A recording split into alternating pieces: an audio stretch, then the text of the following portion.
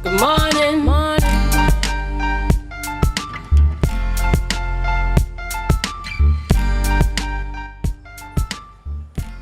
Welcome back to the morning show on Tobago Updates Television. We're coming to you live from Charlotteville at Keiron and Phoebe's restaurant here in the beautiful, tranquil community village space of Charlotteville. And yes, you almost caught me taking a dip into this sumptuous breakfast prepared for me this morning. And boy, am I enjoying it. Of course, we have to continue conversations this morning with members of the community of Charlotteville or persons contributing to the culture of that which is known as Charlotteville, so rich in culture and heritage today as we celebrate one of the events on our annual calendar today in Charlotteville. And this morning we speak with none other than Keiron Eastman. This is a man who knows his stuff. So we're going to have some conversations this morning. Welcome to the morning show on Tobago Updates Television. Thank you for having me. Of course, and you know, it's Natural Treasures Day here in Charlotteville today. And, you know, being a person from Charlotteville, knowing the culture of Charlotteville, the people, the families, you know, all the stories that we hear from Charlotteville. And in preparation for today, how has it been for the build-up for today, actually? It has been hectic, stressful, but I'm sure at the end of the day it will be rewarding. Right, I'm certain too. I spoke with somebody, I think it was when I was speaking with Sharon earlier. She was saying that she believes the Charlotteville is going to sink today with the amount of people that are coming here today. What are your projections in terms of this response and feedback from people coming here, even on an annual basis? You know, what has it been like over the years? Well, every year it is growing, and everywhere you go, you hear somebody tell you they're coming to Charlotteville. Even people who have to go to work today, they are taking the day and they are journeying their way up to Charlotteville to experience Natural Treasures Day. And what is Natural Treasures Day? It is basically treasures of our community. So we are going to be offering you a number of treats today, one of which is the washing of the deadbed. First of all, we start at Fort Camberton, where we have a ritual dance and the opening. Then we move to a first stop where you will refresh yourselves with some, you know, morbi and so on. Then you move to the washing of the deadbed. And what is the washing of the deadbed?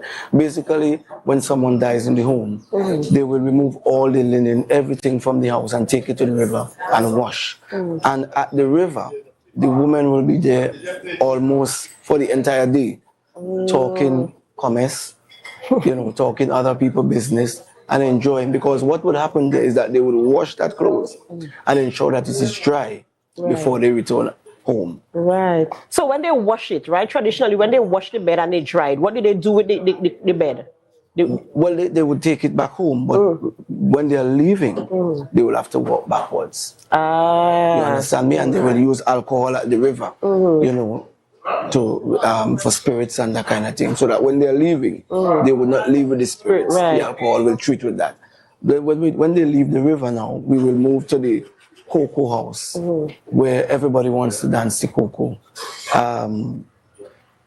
It has grown tremendously over the years, and that's basically what we do there is demonstrate the processing of chocolate, how it used to be done long ago, authentically.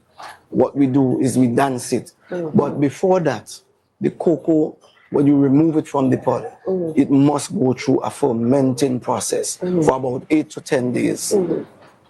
That process is to remove the slime from the cocoa itself.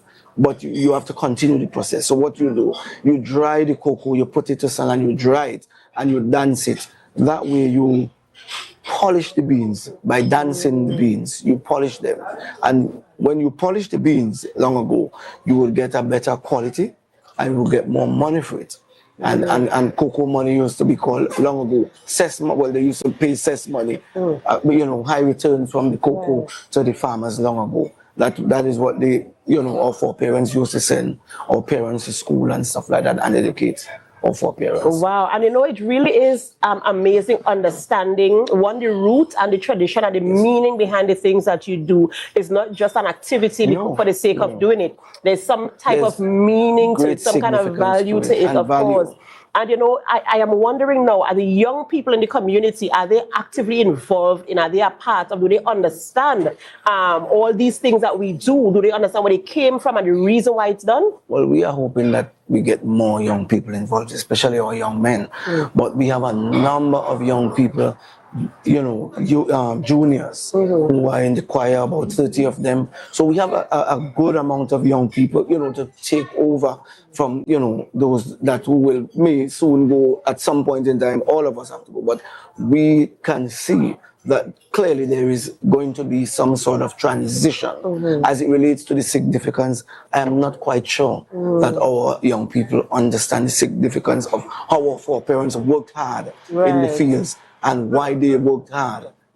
So I think that more education needs to be put, and emphasis needs to be put into that aspect of it. And I'm really hoping that that can be done, and not just on an annual basis where we host the event. Earlier I was speaking with Mr. Barry Lovelace, and he was talking about how we can monetize cocoa and have it on an annual basis, turn it into a festival perhaps and have people come in.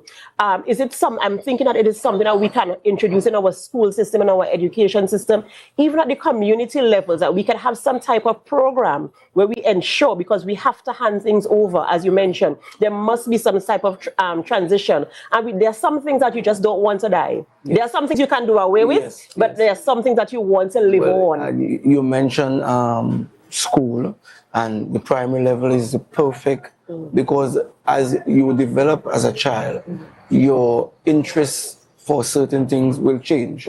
So at that step, you tend to be gravitating to, you're anxious, you're curious, you want to know what's happening. So that the primary level, I'm sure if they would introduce something like, the processing of the chocolate and the cocoa beans, I am sure that going forward, there will be some sort of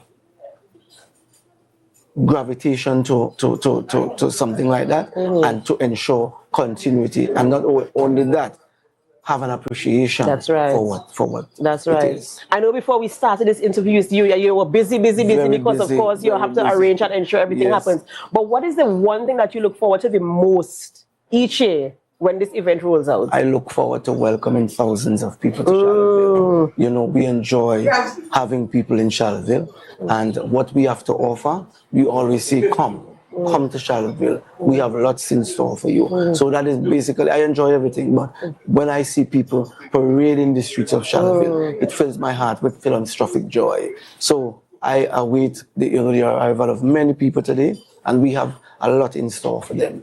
Said like a true person from Charlotte. Can I say a Charlottevillian? Yes. Said like a true Charlottevillian, Keiron Eastman. His heart is filled with philanthropic joy, when he sees the thousands of people coming into Charlotteville. And that's his sentiment of all the persons from Charlotteville this morning. Miss Sharon even mentioned the same thing. That is what brings them joy. And of course, service to people, because I can feel it. We're sitting here at the restaurant, and I'm telling you, we feel as if we're at home, because we feel the love, we feel the embrace. And we really want to say thank you to the people of Charlotteville for embracing us this morning, and for taking us through, the paces, and ensuring that we understand why we are here today, what is happening today, the significance of it, and of course trying to find ways to ensure that it remains a staple on the island of Tobago. So all the best, Keiron, with everything you have to do today, and the thousands of you who are coming.